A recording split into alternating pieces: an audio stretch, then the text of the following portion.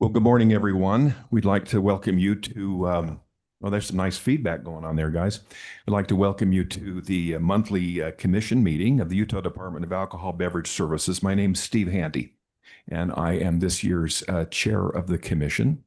We'll have an opportunity here to introduce those on the executive staff and the commissioners here in a moment. We welcome all of you with us here in the multi-state office building in Salt Lake City, and those of you who are joining us online.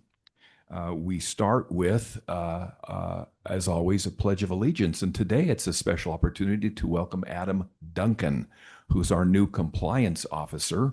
And Adam, if you'll lead us now in the Pledge of Allegiance, if you'll all please stand. I pledge allegiance to the flag of the United States of America and to the republic for which it stands, one nation, under God, indivisible, with liberty and justice for all. Well, hope everyone's doing well. It's calendar says end of summer, but the heat out there certainly doesn't say it. It says middle of the summer, and so it's plenty warm. We've got a lot of warm weather to go here. I want to take just a minute to introduce those here on the dais with me. As I said, I'm Steve Handy, this year's chair of the commission. To my right is our vice chair, Jennifer Terrazon. And we have also Commissioner Tara Tui here to my left, Commissioner Juliet Tennert here to my farther left. We have Commissioner Fallon Owens here to my right. And Commissioner Conaby will hopefully be joining us virtually as the morning proceeds. We're down a commissioner, as you know, and we'll talk about that we have a new appointment from Governor Cox. Maybe mention something about that at the end of the meeting. So we're excited to welcome a new commissioner here in a month or so. I want to also recognize the staff. We have our department commissioner, Executive Director Erica Evans to my left here. We have Jeremy Summerlat. We'll be saying more about Jeremy at the end of the meeting. A little bit, we're going to roast you. No. Our Managing Director of Operations, we have, again, Adam Duncan here to my left, who's our new Chief Compliance Officer. Welcome, Adam. We have Michelle Schmidt in the audience, who is Director of Communications. Mary Watson, our Director of Internal Audit, is here with us. Sam McHenry from the Attorney General's office. We'll be hearing from Sam. Doug Murakami will be hearing from our Director of Alcohol Education. Tammy Bolte will be making our finance report, our finance manager. And we have Craig Ware here. We'll be hearing from our compliance administrator. Rob Hansen here is our training and program manager. Stephanie Hansen, our off-premise program manager. Aaron Hinkle, our violations program manager. Jeff Colvin, manufacturing program manager. Jorge Corona Levia is our program manager. And here helping with us with our technical things here in the room today is Joe Ferrari and Steve Lucero. They work in licensing and compliance. And of course, our executive assistant, Melissa Suarez. So that's who's here, so you know who the players are. Okay. Just before we get going here, just to note, we have a couple of closures coming. We have, of course, well, first of all, our proposed, it is the meeting schedule. It's always the last Thursday unless it's a holiday. So Thursday, September 24th, we'll be back here. And October 29th, we'll be back here in the multi-agency state office building. We have a holiday closure coming up, a couple, as you know, Labor Day, a little bit later this year. It's on September 9th, and then Columbus Day on October 12th. We'd be happy to hear a public comment at the end of the agenda. And if you haven't already signed the note back here from Melissa, and those of you online, let us know. We'll be happy to hear from you. All right, let's get going. Is everyone ready to get going? I think we have a pretty straightforward agenda. We've had two subcommittee meetings. Our compliance and our operations subcommittee have gone over the agenda, have asked the various questions. and feel like we're ready to proceed this morning. So thanks everyone for being here.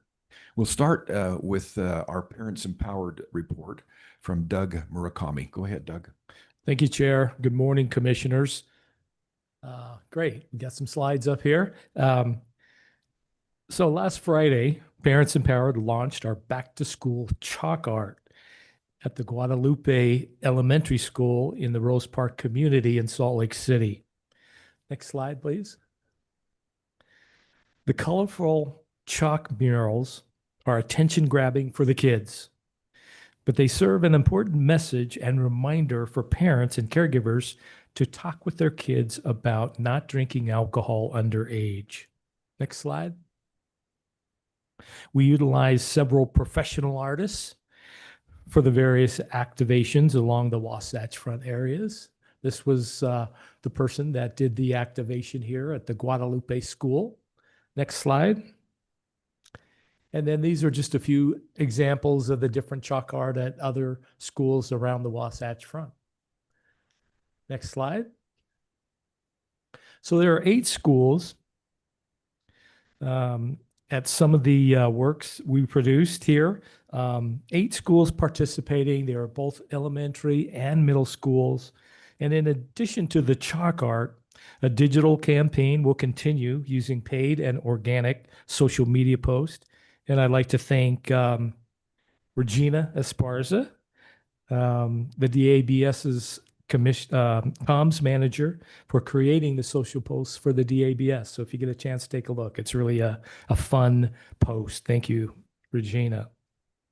In addition, just a quick note about the media coverage. We got some terrific coverage. All 5 TV outlets attended the conference, including Telemundo. So that was very nice to have the great showing of support. Next slide. This is an example of some of the chalk art messages. And next slide. And then we have a few collateral pieces of what you have in front of you. We've got fun little patches, sticky patches that you can, I don't know, throw on your fridge. And then little keychains for the kid's backpack. And these are just little, we call them teachable moments, right? For you to recognize and have a nice little conversation about no underage drinking with your child. And we understand the keychains are really popular with the kids to put on their backpacks. So just kind of a fun little collateral item for them. So please help yourself. If you need some more, I've got more of those. Okay. And then I'd like to say just a big super shout out to Commissioner Vice Chair Terrazon. She led out our launch at the Guadalupe Center, spoke in Spanish as well as English, and just really did a terrific job. So we thank you very much, Vice Chair, for taking the time to be there. Telemundo came a little bit late, so we actually had to call Vice Chair back, and she came back all the way from wherever she left to and did a nice little interview in Spanish with them. So that was very nice of you to be there, and fantastic work. We also had the principal of the Guadalupe School speak, and just another side note, she was very open to the fact that we come back and maybe they do a lot of work in the community. They have a lot of after school programs there. They teach English and whatnot, and great parenting group there. So we've been invited to go back and talk more about our Parents Empowered program and how they might benefit from that. So that was a great opportunity to be there. Okay, and then lastly, I'd like to show, if we can get it to play, a quick video clip, news clip. Let's hopefully. The Parents Empowered initiative is bringing colorful murals to 8 different schools, including the Guadalupe Center School in Salt Lake City's Rose Park neighborhood. The artwork is designed to be a conversation starter for families. Organizers say parents should start talking to their children about the dangers of alcohol as early as 9 years old. They say these murals make it easier to bring up the topic. They listen to their parents more than anybody else. They're influenced by their parents more than anybody else. And so we want to have those conversations. There's data that shows that parents aren't talking to their children about it, and those that do have better outcomes. The campaign encourages parents to visit parentsempowered.org for tips on how to start these talks. The Parents Empowered initiative is bringing Okay, that's it. Thank you for your support, commissioners, in particular to Vice Chair Terrazon. Thank you so much. This concludes my report. Thank you very much, Doug. That's excellent stuff. That's really, really great stuff. Thank you very much for everything that you do. We're going to be getting some new creative with a new consultant. When were we going to start seeing some new creative advertising and some things like that? Just a timetable. Just wondering. Yeah, sure. So we're looking at end of October is when we're going to launch our new creative campaign. So we're going to have full TV spots, radio, social media. But that's the shot. That's the timeline right there. Thanks for that. Anything else from any of the other commissioners for Doug? Okay. I think we're good. Thank you very much, Doug. Tammy, give us our financial update. We have a handout in front of us, so thank you. Thank you, Chair Handy. Good morning, commissioners and everyone. So I have two reports today. Last month in July, I said I would give the final report for period 13, which has now closed. The revenues for period 13 were already included in period 12. The expenses for period 13 were about 5.5 million, but that was a decrease of about 9.2% from last year. And for the fiscal return to the general fund, that's still to be determined as state finance is still making their final entries. And then for period 1 for the end of July, the revenues for the period 1 ended in about 20.3 million, which is a decrease from last year of about 3.5%. Expenses for that period were 4.8% or 4.8 million, and an increase of about 167%. That's due mostly to the salary increase because they fall in different periods and cutoff times. And then during the month of July, we generated $152,457,000 for the Pamela Atkinson Homeless Fund. And on a whole, the DABS was better than the same period last year by returning approximately 15.3 million to the general fund, or about 6.5% more than the same period last year. That's all I have. Thank you very much. Thank you very much. This is a terrific report, and congratulations to you also, Commissioner Evans, for this. And yes, Commissioner, please. Thank you. Tui. Tammy, I had a question. You know, I, as my fellow commissioners know, am not a financial wizard. So this might be a, maybe it's not a smart question, but I have the question nonetheless. Sure. So even though our revenues in both period 13 and period 1 look like they're decreasing year over year, it looks like the net profit general funds transfer increased in both periods year over year. So can you explain to me how that worked while revenue is decreasing, but general fund transfer is increasing? Well, Expense control, maybe. expense control. The expenses were down this year over last year.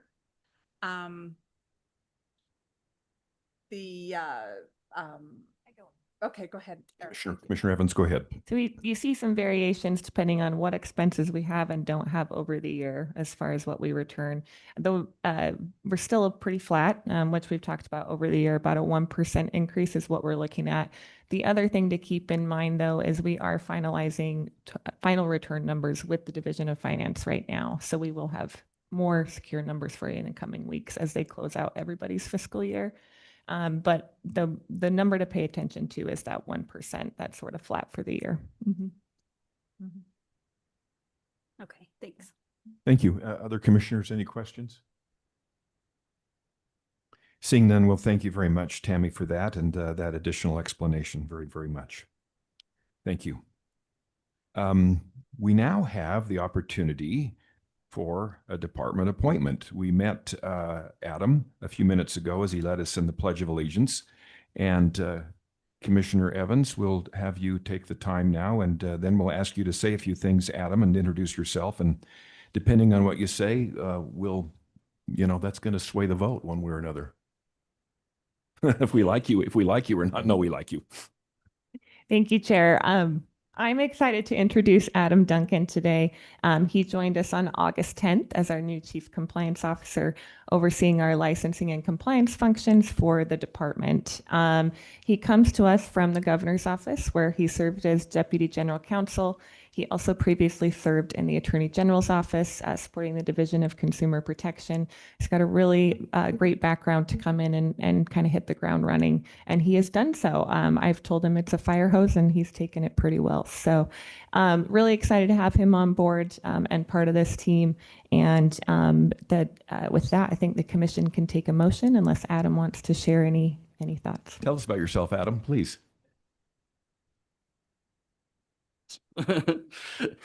Thank you, Chair. So yeah, like Erica said, I've had a fun go at it so far in the governor's office, and spent the last 5 years of my career in public service. And one of the nice things about working in the governor's office was you get to meet a lot of different people at a lot of different agencies, and DABS was like my favorite one. So I feel like the luckiest guy. I'm so happy to be here, and thank you for your vote. We're very excited to have you here. Commissioners, any questions or anything? Thank you very much. Well, then I'd like to entertain a motion that we approve the department appointment of Adam Duncan as the Chief Compliance Officer. So moved. Commissioner Tui, thank you. A second, please. Second from Commissioner Terrazon, Vice Chair Terrazon. Thank you. So the motion is that we approve the department appointment of Adam Duncan as the Chief Compliance Officer. All in favor say aye. Aye. Aye. Any opposed? That's official. And Adam, you're official. All right, get to work. You already are to work. You're already working, we know. All right, Commissioner Evans and Jeremy, would you please give us our operations update? Yeah, Jeremy's actually going to give the operations Right, do update today. Okay. Really, thank you, Chair. Good morning, Commissioners. A couple of things I'd like to bring to your attention this morning from the past few weeks. Recently, on August 11th, we hosted a Retail Managers Leadership Conference at the Capitol for all 52 DABS retail store managers, which also included Commissioner Evans, the retail leadership team, DHRM partners, division directors from DABS Consumer Purchasing and Merchandising, and the Warehouse Distribution Center, and our tiny but mighty communications team out there. We love you. We appreciate all of our partners and stakeholders being involved in this leadership conference. It was hosted at the state capitol. Store managers had a guided tour of the Capitol building. It was a bit of a civics and history lesson, and we visited the House, the Senate, and the Supreme Court chambers. Most importantly, however, we reviewed and discussed core leadership focuses for this next fiscal year and moving forward. A couple of those focus areas included building a strong personal brand by making impactful first impressions. What's your personal brand, right? And we talked about how to define that and why it's so important. And then also something a little bit funny, but leading like a farmer. And we know that our products start from a farm somewhere, right? I'll call it products start somewhere from farming. And so we thought that was appropriate. And cultivating excellence and team engagement through the ideas of careful pruning, patience, and encouraging growth among teams. It's very parallel, and they all sort of grasped onto it. Some of our store managers are farmers, so it was really fun to engage in that discussion. And then linking increased employee engagement directly to enhanced customer service experiences. The feedback was positive, great responses from store managers and other participants.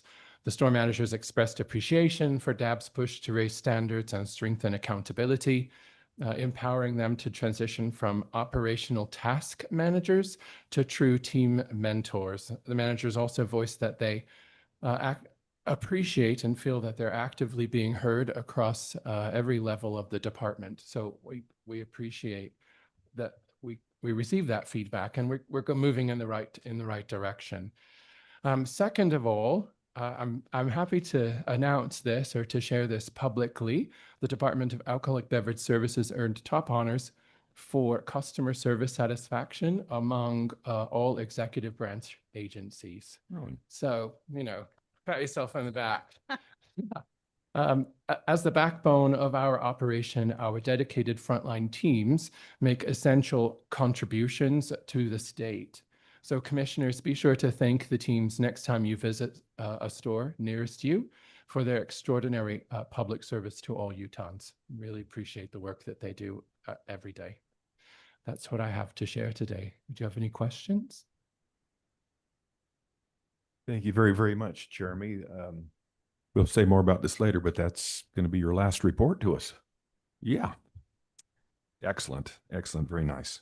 Anything else, Commissioner Evans, on under operations? Nope, Jeremy covered it really well. It was a really great Yeah, store really great. manager annual meeting. So Really great. All right, Commissioner Evans, you now have the administrative rule to take us through that. yes, so we actually have two rules Yes. today, and these have both come before you before, so they're back after a public comment period to make effective today. If we'll take them one at a time, and neither had any public comment, just to be clear about that. The first is R82-14 liquor transport licensees. As we reviewed some of the administrative rules over the last year, we realized we didn't have a framework in rule for liquor transport licensees in the same way that we do for other license types. So this sets that up and makes it consistent with the other license types. So it explains that applications must be in by the 10th of the month, as is the case for all other licensees, and details their record keeping requirements and things like that. Things that are already in place, just formalized in rule. With that, if there are no questions, you can entertain a motion for that rule to be effective 7 days from today, which is September 3rd. All right, thank you for that. Questions from commissioners? Seeing none, so let's move on that. Asking for a motion to approve the item number 1, the Administrative Code R8214 liquor transport licenses, and 2, we're going to do them. Well, so Erica, should we do these separate motions? Let's do separate. Mm-hmm. Do them separate motions. So we're going to take item number 1, the Administrative Rule R8214, with an effective date of 7 days from now, which would be September 3rd. So a motion, please, to that. Vice Chair Terrazon, so moved. A second, please. Second. All right, a second from Commissioner Toohey. All in favor of the first motion, the Administrative Rule approval, R8214 liquor transport licenses, say aye. Aye. Any opposed? That's approved. And now you've explained go ahead. Yeah, I'll go ahead and explain the second rule. So R82-2-308 relates to our type 2 and 3 package agencies. This makes 2 minor word changes to be consistent with our new compensation model and current process, which you evaluated when you originally looked at the rule. It requires that payment is now due when product is sold, and then it requires consigned product to be returned to the department. So if you remember, our new compensation model is really based on consignment, and we've shifted to that model pretty seamlessly over the last month. Yeah, this is going to be much, much better, and this is really needed for our package agencies. And I personally really anxious to know within the next year how this works out for them. We think it's going to be much better. Any questions from commissioners? Seeing none, Commissioner Owens, how about giving us a motion to approve? So moved. Thank you very much. And a second, please. Second. From Commissioner Toohey. All in favor of the approval of the number 2, the Administrative Code R82-2-308, Type 2, 3, and package agencies, say aye. Aye. Aye. Any opposed? And I might add that September 3rd is the effective date, 7 days from now. Okay? All right. Very good. Now we have item number 9. Sam McHenry from the Attorney General's office will present the violations, the adjudications. We've had an opportunity in our subcommittees to go through these, and in our packets, we've reviewed these. There are 16 items. Go ahead, Sam. Thank you, Chair. As you mentioned, there are 16 items on the consent calendar this month. Settlement agreements are in place, and they are considered as a block with one vote unless any of the commissioners would like to pull one aside for further discussion. And with that, they are ready for commission action. Thank you very much. Commissioners, so we have 1 through 16, and then we're going to come, that's it, 1 through 16. And we can take these as a vote unless anyone wants to do anything differently. And I think in our 2 subcommittee meetings, we were good with what Sam had presented and what Aaron had worked on too. All in a motion, please, for approval. Commissioner Owens, so moved. A second, please. Commissioner, a second from Vice Chair Terrazon. So all in favor of the approval of the consent calendar, item number 9, violations, say aye. Aye. Aye. Any opposed? That is approved as well. All right, we will move to item number 10, and these are our licensee recognitions from Department Commissioner Evans.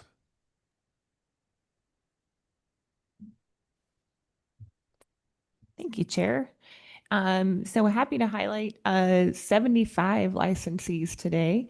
As a reminder, those are our on-premise licensees who were visited by the State Department of Public Safety officers under their CUB program that looks to see if licensees are selling to minors. They go in undercover investigations, and we had quite a few over this last month across the state that passed. So just want to say thank you to each of them for operating safely. I did it.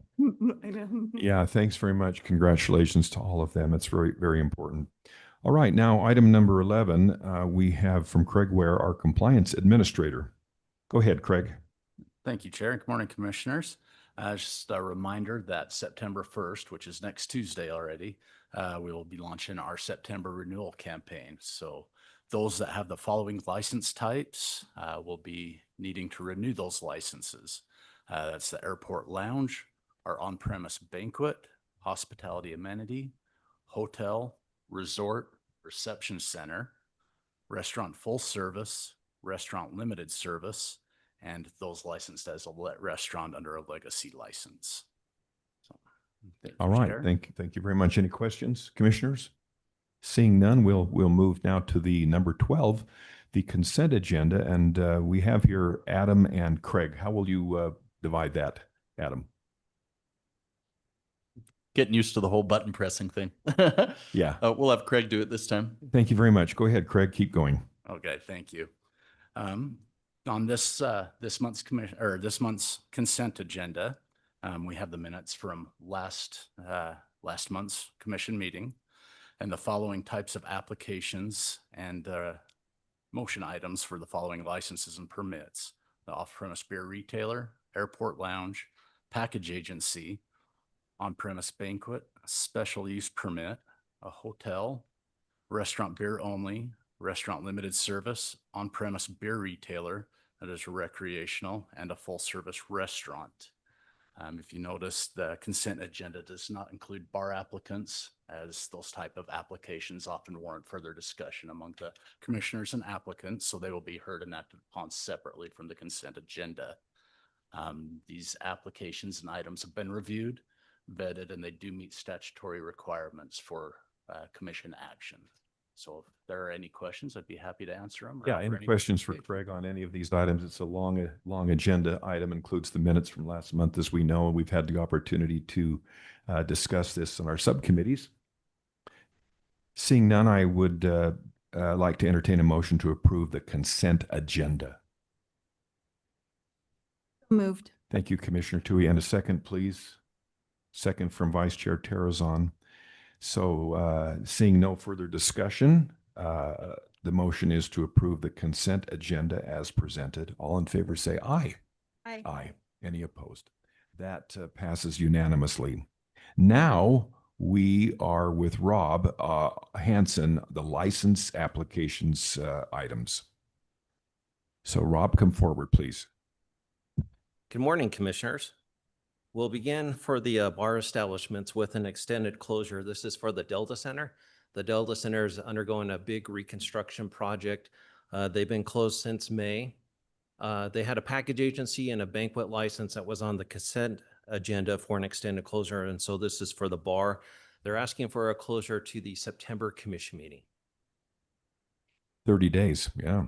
Mhm. They've already done 90, and so this is extending. This is that's the extension. That's right. Thanks for the reminder, Rob. Yeah, thanks. Any questions about this to Rob? So we'll take this as a separate motion to approve the extended closure for the bar establishment at the Delta Center. A motion, please. Commissioner Owens, thank you very much. And a second, please. Commissioner Tui, a second, please. All in favor of this motion, say aye. Aye. Aye. Any opposed? That is approved. So go ahead and continue, Rob. All right, we New have applicants. three new bar applications. We have 47 licenses available for the entire state. The first applicant is Weeping Rock Winery in St. George. This is a conditional application, and they also have a violation history. The violation history was a change in floor plan that had not been approved, which was back in May of 25 and adjudicated the same month. We have the Cabin Honky Tonk in Riverdale. This is a conditional application. And then we have Wahali Club LLC in Colville, and this application is complete. And all three of these are ready for your consideration. Yeah. That's awesome. All right, a motion now to approve the bar establishment conditional licenses for Weeping Rock Winery in St. George, a bar establishment conditional license for the Cabin Honky Tonk in Riverdale, and a bar establishment license for Wahali Club LLC in Colville. A motion, please. Commissioner Owens, is that good? So moved. And a second, please. Commissioner Tennert, thank you. And any further discussion? Seeing none, all in favor say aye. Aye. Any opposed? That is approved as well. Thank you very much, Rob. It's only 25. Don't you think we got to extend the meeting somehow? Just like keep going. I've got Just keep going. All right, Commissioner Tui, a comment. Extend us. Go ahead and extend it. Sleep to me. I wanted to take a few minutes, Chair Handy, Yes. and give a special recognition in the commission meeting for Utah's first ever Michelin-starred restaurant. For those of you who follow the food and restaurant Saw that, scene, we have our first ever Michelin-starred restaurant here in Utah. It's called Monty. It's in South Salt Lake inside the Beehive Distilling building. I just want to say this is a huge milestone for the restaurant itself, and congratulations to the chef and the owners there. But this is also a huge recognition for Utah and for our food scene. I think being on the commission, we see a lot of the applications coming before us, and you kind of get excited and hope it works out. But to have this level of recognition from Michelin is just recognition of the exceptional food, the scene, the thoughtfulness, and the innovation that we're able to facilitate through DABS. So wanted just to take a minute, congratulate Monty and their whole team. I can't wait to get a reservation, but I'm probably going to have to wait a few months now. Chair, thanks for the opportunity to do that. That's really, really neat that you call that out. I saw that story as well, so thanks for calling that out. We're going to have public comment now, but anything else from commissioners or call for public comment, then we'll have an opportunity to come back and Chair. Please. Thank you, and I appreciate that. Commissioner Tui mentioned the recognition about our amazing food and drink scene here. Just to put it on the record, I just wanted to mention that our audit subcommittee has started meeting regularly. And so that is Commissioner Tui, Vice Chair Terrazon, and myself. And we had our first meeting a couple of weeks ago where Mary shared with us, some details about plans moving forward. And we just appreciate that Mary is keeping us organized and is being very methodical in her work with audits. And so we'll keep this committee posted.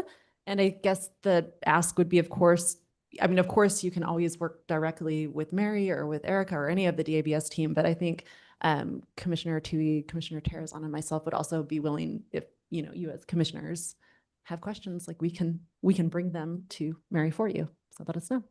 Thank you for mentioning that. This is going to be a vast improvement. Thank you very much, Mary.